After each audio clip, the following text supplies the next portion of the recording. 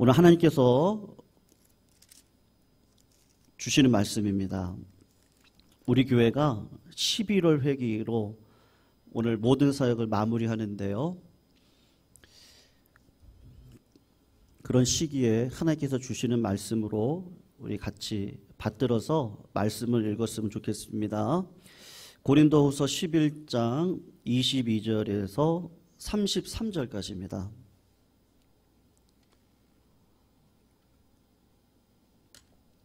제가 22절 먼저 읽겠습니다. 그들이 히브리인이냐 나도 그러하며 그들이 이스라엘인이냐 나도 그러하며 그들이 아브라함의 후손이냐 나도 그러하며 그들이 그리스도의 일꾼이냐 정신없는 말을 하거니와 나는 더 그리하도다. 내가 수고를 넘치도록 하고 옥에 갇히기도 더 많이 하고 매도 수없이 맞고 여러 번 죽을 뻔하였으며 유대인들에게 40에 하나 감한매를 5번 맞았으며 3번 태장으로 맞고 1번 돌로 맞고 3번 파선하고 일주야를 깊은 바다에서 지냈으며 여러 번 여행하면서 강의 위험과 강도의 위험과 동족의 위험과 이방인의 위험과 시내의 위험과 광야의 위험과 바다의 위험과 거짓 형제 중에 위험을 당하고 또 수고하며 애쓰고 여러 번 자지 못하고 줄이며 목마르고 여러 번 굶고 춥고 헐벗었노라. 이 외의 일은 고사하고 아직도 날마다 내 속에 눌리는 일이 있으니 곧 모든 교회를 위하여 염려하는 것이라. 누가 약하면 내가 약하지 아니하며 누가 실족하게 되면 내가 애타지 아니하다냐. 내가 부득불 자랑할진대 내가 약한 것을 자랑하리라. 주 예수의 아버지 영원히 찬송할 하나님이 내가 거짓말 아니하는 것을 아시느니라. 다메섹에서 아레다 왕의 고관이 나를 잡으려고 다메섹 성을 지켰으나 같이 있습니다. 나는 광주리를 타고 들창문으로 성벽을 내려가 그 손에서 벗어났노라. 아멘. 2023년도 교회 표어를요, 행복한 교회, 또 행복한 가정, 행복한 성도 이렇게 잡고 오늘 이제 11월 마지막 회기로 2023년도의 모든 사역은 마무리를 하려고 합니다. 여러분, 제가 이 행복한 교회와 가정과 성도가 되기 위하여서 성도님들에게 줄곧 말씀드렸던 것이 있었는데요. 그것은 예수 그리스도 안에서 거하지 않으면 그 행복을 경험할 수 없었다라는 것을 말씀을 드렸습니다. 그 예수 그리스도 안에 거하기 위해서 우리가 기본기로 가져야 될 것이 사실은 말씀이고 기도입니다. 그리고 그것보다 더 중요한 것은 영적인 습관을 우리 몸에 배도록 하는 것이 아주 중요합니다. 말씀과 기도를 어떻게 영적인 습관으로 가지고 살아가실 수 있으시겠어요? 그것을 제가 성도님들에게 큐티를 통해서 합시다. 그래서 소그룹 모임을 통해 그 큐티를 가지고 말씀을 적는 습관, 생각하는 습관, 묵상하는 습관, 그리고 나 혼자 가지고 있는 것이 아니라 은혜를 나누면서 서로가 서로를 보면서 본받고 배울 점이 있으면 배우고 이렇게 신앙생활을 같이 해 나갑시다.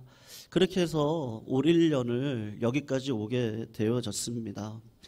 여러분, 그렇게 하다가 오늘 이 행복한 교회 가정 성도의 결론을 내려야 되겠는데, 성경 인물 중에 우리의 본이 될 만한 사람이 누굴까 그렇게 생각을 하다가 사도 바울을 다시 한번 묵상을 하며 발견하게 되어졌습니다. 디모데후서 4장 7절에서 8절을 보시면 아주 유명한 사도 바울이 내가 죽을 것을 직감하고 하나님 앞에 마지막으로 신앙 고백을 하는 장면이 나와 있거든요. 아마 성도님들 다 기억을 하실 것인데, 나는 선한 싸움을 싸우고 나의 달려갈 길을 마치고 내가 믿음을 지켰습니다. 그러면서 하는 얘기가 이제 후로는 나를 위하여 의의 면류관이 예비되어져 있습니다. 그렇게 이야기를 한단 말이에요. 저는 저 사도 바울의 고백을 보면서 진짜 행복한 고백이다. 내 인생을 마무리하는 시점에 내가 하나님 앞에 섰을 때, 하나님, 저는 진짜 행복한 사람입니다. 내가 달려갈 길을 마치고 선한 싸움을 싸웠습니다. 그리고 믿음을 지켰는데 제 마음에 정말 행복한 확신이 뭐냐 하면 의의 면류관이 예비되어져 있다라고 하는 확신이 있는 저 고백을 보면 우리가 정말 저런 고백을 할 수 있었으면 좋겠는데, 근데 여러분, 사도 바울의 삶을 한번 생각해 보셨어요? 저런 고백을 할 만큼 성도님들이 생각하는 기준 속에 믿음으로 살아갔던 삶이라고 하시는데, 그 삶을 여러분들 오늘 한번 좀 생각해 보시면 좋을 것 같습니다. 제가 사도 바울의 일생을 보면서 이분이 한 60 중반을 사셨단 말입니다. 그리고 30세가 될 때까지 유대인으로 태어나 유대의 율법주의 아래서 교회를 핍박하고 살아갔던 사람이 사도 바울이에요. 그런데 30에 예수 그리스도를 만납니다. 다메섹 도상에서 만나서 그 은혜가 너무 커가지고 다메섹에서 3년 동안 예수의 복음을 증거하다가 대적자들을 만나서 도망을 예루살렘으로 가게 되는데, 그 예루살렘에서 바나바의 도움을 받아서 사도들을 잠깐 만나고, 그리고 사도 바울이 어디로 가냐면 자기 고향 다소로 가서 몇 년을 사느냐 하면 10년을 살거든요. 성경에 이 10년 동안 무슨 일이 있는지 아무런 기록이 없어요. 다만 추측하건대 이 10년 동안 내가 배웠던 율법을, 그 기독론의 관점인 것이죠, 예수 그리스도의 십자가의 사건을 기점으로 다시 되돌아보면서 말씀을 연구하지 않았을까, 그런 생각을 합니다. 여러분, 30살에 회심해서 다소에서 10년을 지냈으니까 나이가 최소한 몇 살이 되었겠어요? 40살이 됐겠죠. 40을 넘은 40대 초반에 바나바의 소개를 받아서 안디옥 교회를 갔다가 1차 전도 여행을 떠나게 됩니다. 그리고 돌아오고 난 다음에 얼마의 시간이 지나서 40대 후반에 2차 전도 여행을 떠나요. 그리고 돌아와서 50대 중후반 정도가 됐을 때 3차 전도 여행을 떠나게 되고, 그리고 나이가 한 60 정도가 되었을 때 로마에 있다가 감옥에 갇혀 있다가 자유로운 몸으로 스페인까지 가서 복음을 증거하고 다시 로마로 내려와서 네로 황제 시절에 베드로와 사도 바울이 목베임을 당하는 일들을 당하게 됩니다. 여러분, 사도 바울의 삶을 개관해 보면 이렇게 얘기할 수 있어요. 30살까지는 예수님과 무관하게 살았어요. 그리고 30년, 앞으로 남아있는 30년은 예수 믿는 신자로 살았는데, 진짜 하나님 앞에 붙들림 받아서 살았던 그 사역을 많이 했을 때 있잖아요. 그건 딱 다소에서, 고향에서 10년 빼고 난 한 20년 정도만 하나님 앞에 쓰임을 받았단 말입니다. 그러니까 사도 바울이 20년 동안의 지난해 사역을 되돌아보면서 내가 달려갈 길을 마치고 선한 싸움을 싸우고 믿음을 지켰는데, 이것이 하나님의 은혜입니다. 그렇게 이야기를 할 때 여러분, 20년의 삶을 한번 생각을 해보세요. 우리의 기대랑 사도 바울의 삶은 완전히 다르거든요. 20년 가운데 5년은 감옥 생활했어요. 로마에서 2년 남짓, 가이사랴에서 2년 넘는 시간을 감옥 생활했거든요. 20년 중에요. 하나님 앞에 붙들림 받은 20년이요. 5년은 감옥 생활했습니다. 그리고 5년은 에베소하고 고린도 교회에서 한 2년, 3년 정도 좀 평안한 사역을 했어요. 그러면 5년 더하기 5년 빼면 10년이잖아요. 10년 동안 전도 여행을 1차, 2차, 3차 전도 여행을 하면서 예루살렘에서부터 소아시아 지방, 그리스, 로마, 스페인 여러 군데를 사역하고 보냈던 시간이 요 10년의 기간입니다. 근데 사도 바울이 오늘 고린도후서 오늘 본문의 말씀 가운데 우리 다시 한번 그런 관점에서 보세요. 20년의 사역을 뭐라고 얘기하죠? 한번 보십시오. 11절부터 한번 우리 천천히 22절부터 28절까지 한번 천천히 그런 관점에서 사도 바울이 20년 하나님께 쓰임 받았는데 20년 동안 당했던 일들이 뭔가를 생각하면서 우리 천천히 한 번만 읽어보세요. 시작. 그들이 22절입니다. 고린도후서 11장 22절 읽어요. 시작. 그들이 히브리인이냐 나도 그러하며 그들이 이스라엘인이냐 나도 그러하며 그들이 아브라함의 후손이냐 나도 그러하며 그들이 그리스도의 일꾼이냐 정실없는 말을 하거니와 나는 더 그러하도다. 내가 수고를 넘치도록 하고 옥에 갇히기도 더 많이 하고 매도 수없이 맞고 여러 번 죽을 뻔하였으니 유대인들에게 40에 하나 감한 매를 5번 맞았으며 3번 태장으로 맞고 1번 돌로 맞고 3번 파선하고 일주야를 깊은 바다에서 지냈으며 여러 번 여행하면서 강의 위험과 강도의 위험과 동족의 위험과 이방인의 위험과 신의 위험과 광야의 위험과 바다의 위험과 거짓 형제 중의 위험을 당하고 또 수고하며 애쓰고 여러 번 자지 못하고 줄이며 목마르고 여러 번 굶고 춥고 헐벗었노라. 이 외에 일은 고사하고 아직도 날마다 내 속에 눌리는 일이 있으니 곧 모든 교회를 위하여 염려하는 것이라. 여러분, 사도 바울의 20년의 삶이 오늘 이렇게 나와 있는데 어떻게 살았는지를 잘 기록을 하고 있거든요. 사도 바울의 삶을 보시면 다른 모든 사도들보다도 더 많이 수고했습니다. 에베소의 사역이 사실은 이 고린도후서 요 본문에 지금 기록이 되어져 있는 것인데 사도 바울이 안식일마다 회당에 두란노 서원에 가서 3년 동안 에베소 교인들을 가르치고 신방하고 에베소 교회를 좀 든든히 세워 나갔습니다. 사도 바울이 선교 사역하면서 도와준 교회가 거의 없어요.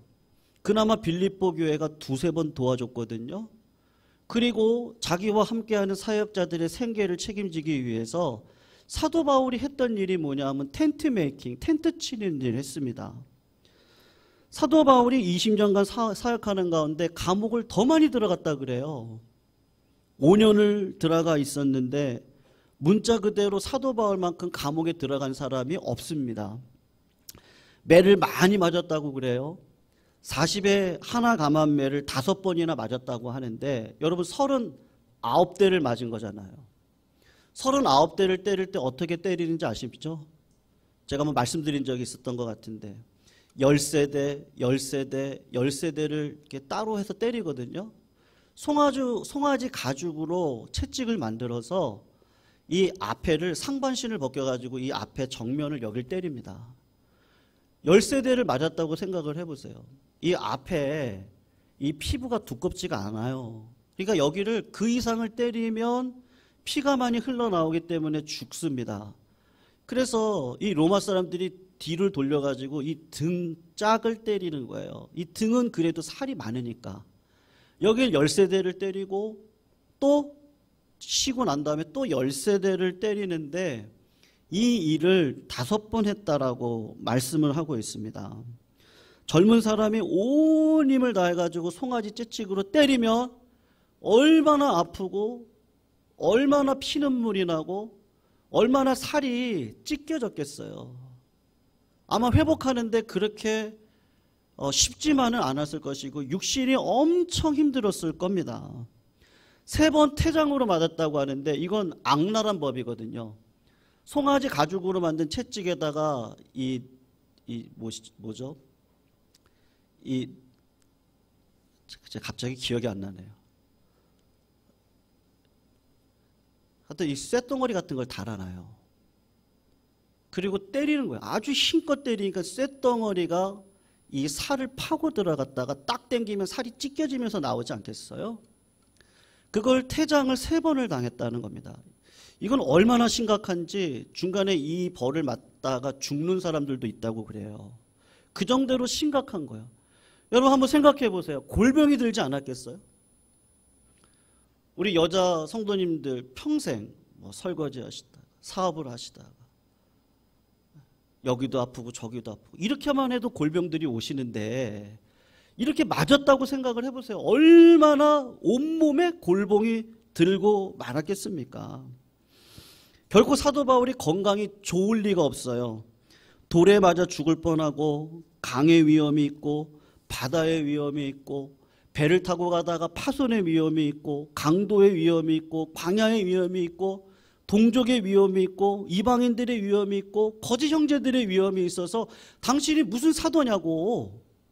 사도는 예수님이 살아생전에 같이 했던 분들이 사도인데 당신이 무슨 사도입니까? 사도성을 부인당하는 일들도 당합니다. 여러분 사도 바울이 세웠던 교회가 든든한 줄 아세요? 그렇지 않았거든요. 갈라디아 교회는 이 할례 문제로 베드로도 외식을 했어요. 그 정도로 갈라디아 교회가 율법 문제로 흔들렸던 교회였습니다. 고린도 교회도 마찬가지입니다. 원 없이 문제가 많은 교회예요. 교회 안에 파당이 있을 뿐만 아니라 성도들의 그 경건의 문제, 믿음이 없어요. 음란한 일을 행하고 윤리와 도덕적으로 더 망가졌고 우상의 재물의 문제, 영적으로 무지할 뿐만 아니라 수많은 은사를 받는데 영적인 교만도 있는 교회입니다. 그러니까 사도 바울을 정말 아프게 했던 교회가 고린도 교회예요. 골로새 교회는 이단, 거짓 교사들이 들어와서 교회를 주인 노릇하는 교회입니다. 그러니까 참 이 교회가 너무 힘든 교회니까 사도 바울이 골로새 교회에 편지를 써요. 빌립보 교회는 그나마 사도 바울에게 위로를 줬던 교회인데 이 교회의 지도자들이 여자들인데 여자 둘이 또 시기와 질투로 싸우고 있는 교회가 빌립보 교회였습니다. 데살로니가 교회는 잘못된 종말론이 들어와서 성도들이 놀고 먹는 분들이 계셔서 일하지 않는 자는 먹지도 말라고 했던 교회가 데살로니가 교회고 3년 이상 목회했던 에베소 교회를 떠날 때 장로님들에게 뭐라고 부탁을 하냐 하면 내가 보니까 거짓 교사들이 이 교회에 또 들어올 것 같단 말이에요. 그러니까 장로님들 제발 거짓 교사들이 들어오면 이 교회를 좀 든든하게 지켜주세요. 그리고 떠났어요. 여러분 사도 바울이 개척하고 사도 바울이 세웠던 교회가 그렇게 든든히 서가는 교회가 아니었단 말이에요. 교회를 개척하고 선교를 하면서 매 맞아 죽을 뻔하고 강도의 위험을 만나고 물의 위험을 만나고 동족의 위험을 만나고 이방인의 위험을 만나고 하나님 예수 믿는 게 왜 이렇게 힘들어요? 저 지난주에 어떤 목사님이 그 얘기 하시더라고요. 자기 딸이 어릴 때 친구들하고 인형 때문에 싸웠대요. 근데 자기 딸이요, 너 죽여버린다, 뭐 죽인다, 막 그러더라는 거예요. 그래가지고 목사님이 깜짝 놀래가지고 얘 누구야? 응? 너 예수 믿는 사람이 그렇게 하면 어떡해? 예쁘게 말아야지. 그랬더니 그 딸이 소리를 아주 낮추고 누구야? 너 내 인형 빼앗으면 어떡해? 내가 너 죽일 수도 있어. 이렇게 아주 나긋나긋 얘기를 한 거예요. 그러니까 목사님이 화가 난 거죠. 야, 예수 믿는 애가 어떻게 그런 말을 해? 너 목사 딸이잖아. 딸이 화가 나가지고 나 아빠 오늘부터 목사 딸 안 할 거야. 사모님 딸 할 거야. 이러더라는 거예요. 목사 딸 하면서 살기 피곤하다는 거예요. 네. 내가 괜히 예수 믿었죠. 내가 아빠 때문에 믿은 거지 누구 때문에 믿었겠어요. 나 오늘부터 사모님 딸하고 나 맘대로 살 거야. 사도 바울이 예수 믿는 게 왜 이렇게 20년 딱 사역했는데요. 20년 사역하면서 왜 이렇게 힘들고 어려운 일들이 많아요? 근데 여러분, 디모데후서 4장 7절에서 8절 우리 다시 한번 보세요. 우리 한번 읽어볼까요? 여러분, 사도 바울은 늘 고생이고 늘 힘들고 늘 어려워요. 고난의 연속이에요. 그렇게 살아왔던 사도 바울이 저 마지막 저 위대한 고백을 한번 보세요. 우리 같이 한번 저기 읽어보세요. 나옵니다. 시작. 나는 선한 싸움을 싸우고 나의 달려갈 길을 마치고 믿음을 지켰으니 이제 후로는 나를 위하여 의의 면류관이 예비되었으므로 주 곧 의로우신 재판장이 주실 것이며 내게만 아니라 주의 나타나심을 사모하는 모든 자에게도 이니라. 아멘. 여러분 잠깐 생각해 보세요. 30세부터 예수 믿고 10년 고향에 있다가 이제 20년 사역했는데 5년 동안 감옥에 있고 그래도 안정적으로 사역을 했던 에베소 교회, 고린도 교회 빼고 10년을 돌아다녔는데 10년 동안 당했던 일들이 뭐예요? 고생과 수고와 아픔과 눈물과 고난과 외로움과 모든 것이 점철되어져 있는 인생이에요. 근데 그의 고백은 뭐라 그러죠? 하나님, 저 행복한 사람인데요.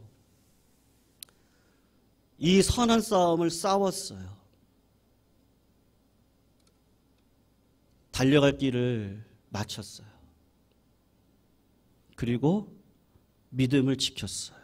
저 여기에서 참 여러분 한번 생각해 보세요. 저는 올 한 해 우리가 그냥 회기로 12월 시작이라서 이제 오늘 그냥 마무리하는 말씀으로 이 표에 대해서 성도님들 한번 점검해 보시면 좋겠어요. 행복한 가정, 행복한 교회, 행복한 성도 도대체 뭐죠? 성도님들의 삶에 자존심을 상하게 하는 일들도 많이 계셨어요. 올 한 해.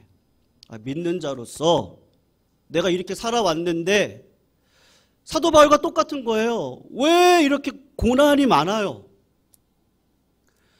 나 살아온 거 열심히 살아온 것밖에 없어요. 사도 바울도 그렇게 얘기하지 않겠어요? 저 기도했다니까요. 하나님 앞에 열심히 살라고 노력했죠. 근데 왜 내 삶에 이런 일들이 있어요? 성도님들이 가지고 오신 기도 제목들, 여러분 10년 전에 기도 제목 아직까지 얘기하시는 성도님들도 계시더라고요. 15년 전 기도 제목 이번 주 물어봤는데요. 그 기도 제목 계속 가지고 계시더라고요. 여전히 변화가 없는 것 같아요. 내 삶에 고난이 점철되어져 있었어요. 어려운 일이 계속해서 있었어요.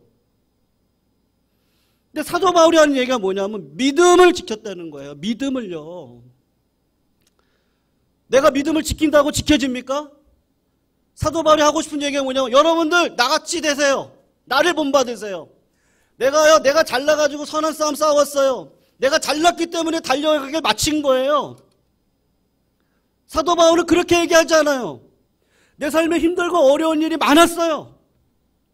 주의 종으로 살아가는데 하나님은 나를 자꾸 부인하게 하세요. 눈물을 흘리게 하시고 때로는 넘어질 것 같았어요. 근데 하나님이 나를 붙들어 주셨어요. 포기하고 싶었어요. 다 내려놓고 싶었어요.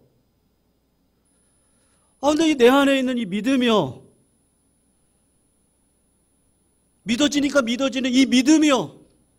아버지가 내 하나님이라는 게 믿어지는 이 믿음이요. 그 고난까지도 허용하신 그 하나님이 여전히 나와 함께 하시겠다는 그 믿음이요. 이게 믿어지는 거예요. 고린도 교인들이 자랑할 게 뭐가 있어요? 사도 바울, 당신 주님의 종으로 살아오셨는데 고린도 교인들이 물어보는 거예요. 평생을 살아오시면서 자랑할 게 뭐가 있으세요? 그때 오늘 본문 마지막 구절 30절부터 하는 얘기가 뭔지 아세요? 네, 저 자랑할 거 있어요. 무슨 얘기인지 아십니까? 저 첫 목회지가 담에색이었거든요. 성령 받고 은혜 받고 담에색에서 3년 동안 사역했는데요. 저를 죽이려고 하는 사람이 있는데 제가요 순교하지 못하고요 다메섹 성문에서 지키고 있는 그 사람들이 무서워서 성벽에서 광주리 타고 도망간 놈이 접니다. 자기의 약함을 자랑해요. 자기의 죄인됨을 자랑해요. 제가 자랑할 거 있다면요, 저 이런 죄인이에요. 근데 이런 나를요, 여기까지 인도해 주신 분은 하나님이신데 딱 뒤를 돌아놓고 보니까요, 남들보다 잘 살았기 때문에요? 아니요. 남들보다 고생을 많이 해서요? 아니요. 신앙의 문제는 그런 문제가 아니에요. 내가 진짜 하나님을 믿고 그 하나님을 의지하고 어떠한 상황 가운데서도 요동하지 않는 믿음을 붙들고 살아왔습니까? 내가 너무 감사한 게 뭐냐면, 야, 하나님이 이 믿음을 지켜주셨구나. 저는 진짜 행복할 것 같아요.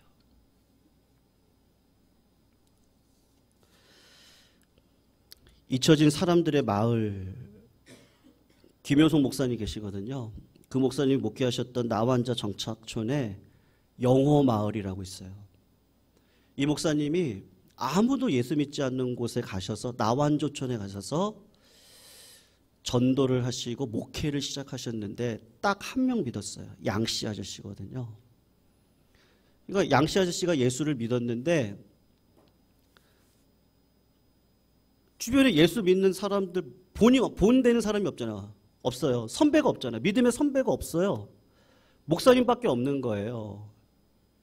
그래서 이 양 씨가 예수 믿고 난 다음에 어느 날이 지났는데 화가 나가지고 예수 믿는 사람이 어떻게 살아야 되는지에 대해서 선배가 없으니까요.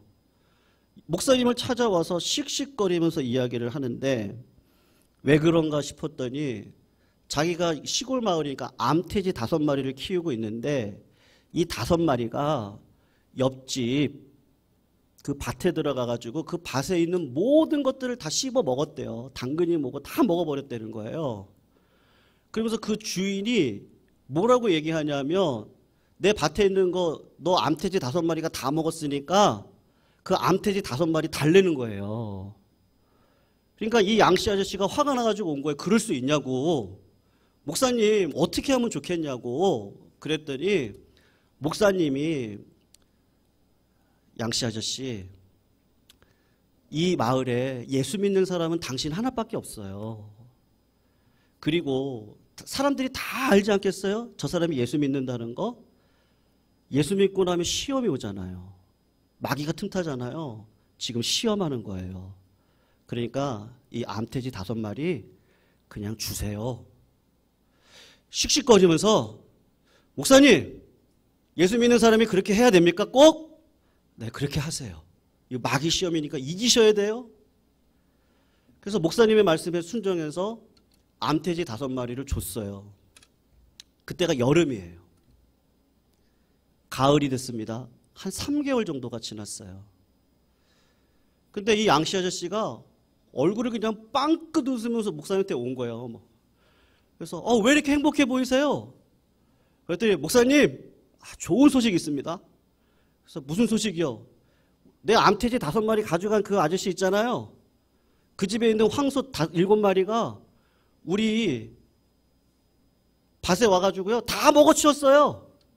아유, 감사하죠.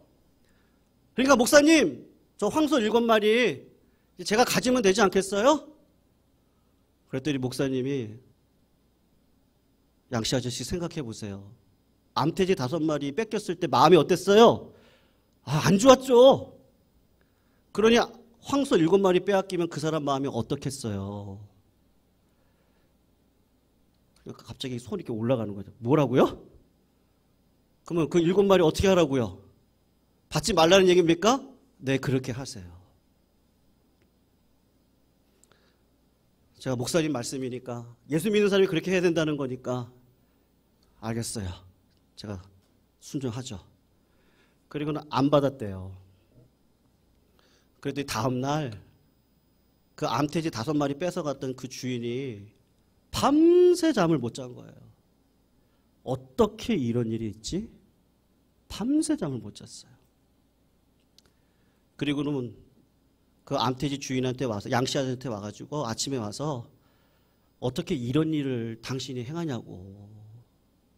참 내 마음이 너무 부끄러웠다.